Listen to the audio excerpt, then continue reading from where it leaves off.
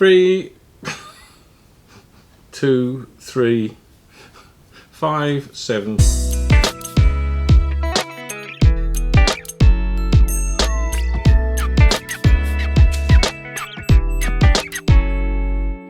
Hello and welcome to Afternoon Tea from Bookends. I'm Anita. And I'm Gerald. What are we talking about today, Gerald? Well, last week we talked about earning a living as an author through writing and selling books. Yes, we did. And that's what most people think of when they think of a full-time professional author. Yes. But there's very few authors who can make a living just by writing and selling books. That's right. So many authors, ourselves included, Yes. have to have all these side gigs, and it's part of this gig economy. It is part of the gig economy, and I think we're very fortunate in that the other things we do to earn money are writing related. I know people who work in supermarkets or do other things that are not necessarily writing related, although they do gather a lot of great stories from that in the real world as opposed to our writing world. And I think, yes, and the thing about my income is that most of my income comes from delivering workshops. Yeah. And talking about writing and teaching other people to write. And very specifically at the moment, despite lockdown, it's working in schools. Yes. Is currently the largest part of my income. I work in libraries as well, and that'll come back, and I've got some things coming up.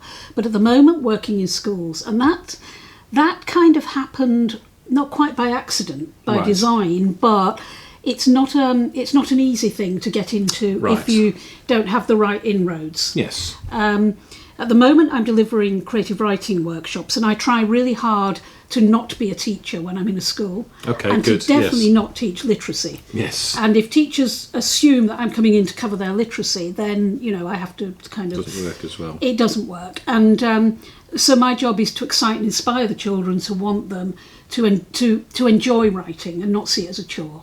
That's it. That's part of a specific project, though, isn't it? So it's everything I do in schools is about that. But this particular project... Right. that I'm doing at the moment is linked to a bigger project which is run by the district council. Right. And they get the funding and they hire me along with some other artists and practitioners. Yes. So they are, if you like, the producers. Yes. And I'm quite fortunate in that in my previous job I worked for the Arts Council and I delivered programmes in schools as a producer. But I know a lot of other producers and I know a lot of practitioners who work in schools. So if there's a project coming up and they need an author to work on it, they will call me and see if I'm available, interested, or want to do it. Yeah. So that's how I've ended up doing most of the work in schools. And that's also about making contacts. Totally. It's the same thing as we talked about. It's about exposure. Yes. People out there have to know that I'm an author, and they have to know that I've done all of this work in schools, and that comes down to another area that needs to be marketed. And word of mouth as well. Some of the work has come from word of mouth. So one school will say, you were working in this school, the teachers told me that was great, can you come and do it in our school? Now the answer is yes, if you can pay, because someone else was probably paying for that. Best places to go to find the contacts that you need, I would say, in this case it's the district council, it can be the county council who runs schools. Right. They will have an education team, they may or may not be interested. I found in my previous job, where I was employed, not a freelance, not a self-employed author in those days, going to head teachers' meetings and addressing them about a project that you've got coming up, if you can find a way into that. Yes. Going directly, if you have a school locally or your child is at a school, just talk to the head of English or talk and initially offer your services for free. Yes. And build a really great workshop that will inspire the children and they will want you to come back. And I think also it helps if you can take something to them as a project rather than just say, I'm an author, I can work with your children. Yes. Say, I know this year one of your topics is, I don't know, Egyptians or Second World War and I've got an idea for a project and you can say, it's this and I'll do this and I'll talk, I'll take the class for 3 times a week for 2 weeks or something. So it's a project. Understanding how schools work, Yes. and take a project to them. And also what the school and the children will get out of it. So you're not necessarily ticking boxes for them, but there is a purpose. Yes. It's not just a bit of fun to take them away for a few hours while they have a break. There's actually a purpose to it, and you have to make your case for why you're doing it and what that purpose is. So getting projects funded, that's the other thing, and working through producers who attract the funding. Okay.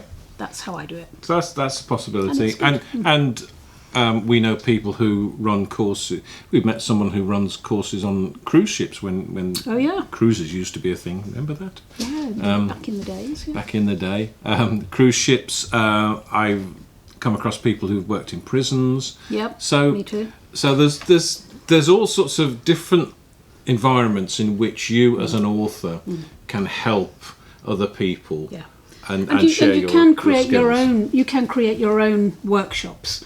So you can say, I'm going to be running a workshop on a Wednesday afternoon every week for this term or whatever in the library. Libraries don't like you charging. That's the only problem. So if people are going to pay you, you need to find a venue, and then you're taking all the risks. So you hire a venue, you set it up, etc. But I've done that as well, and I've worked in libraries. Libraries have invited me in and paid me. Yes. Through projects, again through money they've raised for things. So I think it's a question, like schools, of being in contact with them, not pushing yourself on them, but being aware of what things are happening, how things work, what projects are likely to come up. And get in touch with your local arts organisations, because they also have an education department, and often they'll have a project which they might want an element of writing in it in order to justify the money they've got for it. So they might have an artist, and they might have a theatre company, they might have someone else, and you as part of a team going into a school, which is... Okay, so since we're talking about workshops and courses... Yes. There's online courses. Isn't there? There are online courses, and I'm still developing that. It's a massive thing for me, anyway. I could just do it like this and, talk to a camera and tell people what I know about writing and do that. But I'm using a platform which is to set up a course in various lessons. So designing a course is quite a big deal. It takes a lot of time. Yes. And then it comes back to the same. It's exactly the same as writing a book. So you have to plot it, you have to plan it, you have to work out what you're going to do. You then have to write it. In this case, you then record it and upload it. And then the next big thing is marketing it and selling it. We talked about that last time. That side of things is exactly the same. And you have to know what is selling in the world of online courses as well. Again, you do need to know that. And it comes down to the same thing. You give people courses they want to know about. Yes. There's also the area of working with other authors on their books. So, and you have to have skills, knowledge and experience in order to do that. Yes. Yeah. Yes. Yes. So what are you talking about? Are you talking about mentoring? I'm talking about everything. I'm talking about mentoring, manuscript appraisal, editing, cover design, interior design, the whole. Okay, so supporting authors. Yeah. As in writer.support. Yeah, and the thing is that more and more people are wanting to publish their own work. Yeah. And self-publishing is... once you've done it a few times, it's fairly straightforward. Yes. But it can seem there's a lot to learn. It can seem a bit of a mountain to climb. So a lot of independent authors will buy in services. Say they will. They'll buy in certain services, and we offer all of those services. Yeah. Which I think is good. I mean, my favourite thing is working one-to-one with a memoir writer. Yes. And supporting them to create their work and giving them the skills and tools to do it for themselves. That's what I've done in the past. Yeah. So I'm working alongside them to publish their own book. Yeah, okay. That's my favourite bit of the whole process. I like publishing it as well. We do that together. Yes. And don't mind doing that. In fact, I've got one right here. Have you? which we've just done actually, and it's a beautiful cover, really well done. This was a woman we worked with very recently. Thank you. And she did her own artwork for this one, but working with her to kind of get it into shape as a book, and then to publish it for her. I think that was successful. We've done loads of others in the past. That's just the one we've done most recently. Yeah. And part of being a commercial writing orientated business is that you look at opportunities that crop up. So for instance, having spent some time working with people and helping them to publish their own work, we've then offered a self-publishing package. Yes. Which is always a bit of an oxymoron because we're self-publishing them. For someone else. Yeah, it doesn't make sense. But anyway, but the idea is that they will come to us with a manuscript that had been edited, that's completed. We will give it a proofread. We will design the interior of the book. We'll design the covers of the book. We'll get the books published on Amazon in both ebook and print. So the whole sort of turnkey package, as we used to say in the old days. So they would come to us with their manuscript, and out of it, they would get 5 sample books. Pretty much what the first time we did that was with this book, with Factotum. And perhaps more importantly, we publish through our hard pressed books publishing business, but we also manage the royalties for them. Yes, that's a new thing. That's a new thing, and we give them all the royalties.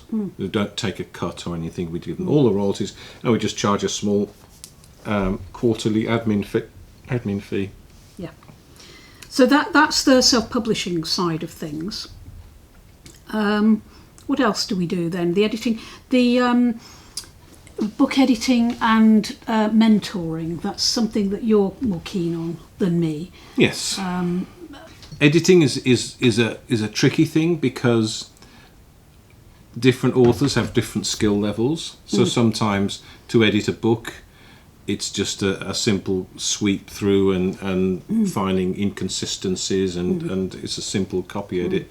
Sometimes there's a lot of work to do, and it's very difficult to say we will edit your book for £200 or £300 or something when we don't know what the raw material is going to be like. It's the same with all those services though, because sometimes we get sent a manuscript to publish which needs a lot of work on the interior, and other times it's clean and ready to go, ready to be published. That's the big skill, isn't it? Is averaging out the amount of time you're spending on it, because that's what people are paying for. They're paying for time. They're also paying for our skill and expertise and our experience. In having done this a lot with a lot of people.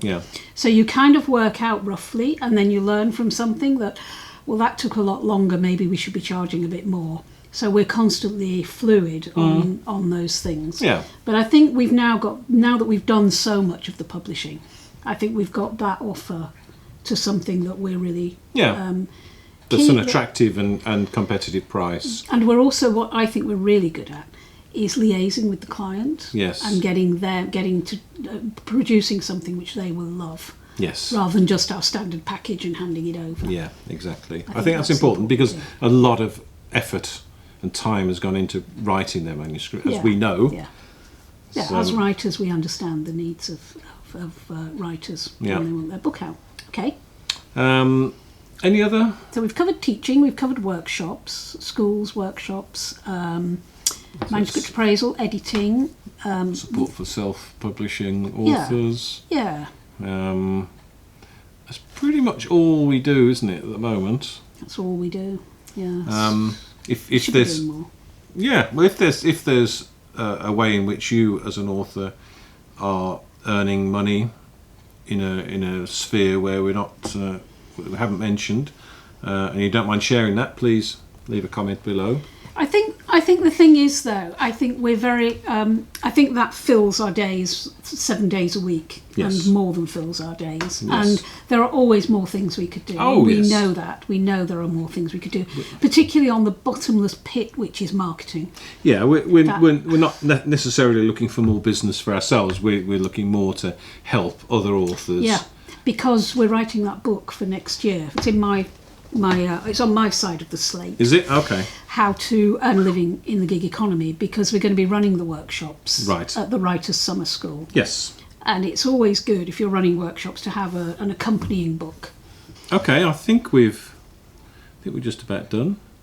So, thank you for watching. If you've enjoyed this video, give us a thumbs up. Oh yes, me again, isn't it? Make sure you subscribe if you haven't done already, and if you do subscribe, click the notification bell and YouTube will email you when we have another video out. So, thanks again for watching, and see you next time. Bye! By selling and no. Below. I think retrain as a plumber. Maybe we should do that next. Might be easier. Yes. Yes. What? Yeah. Done. Well done.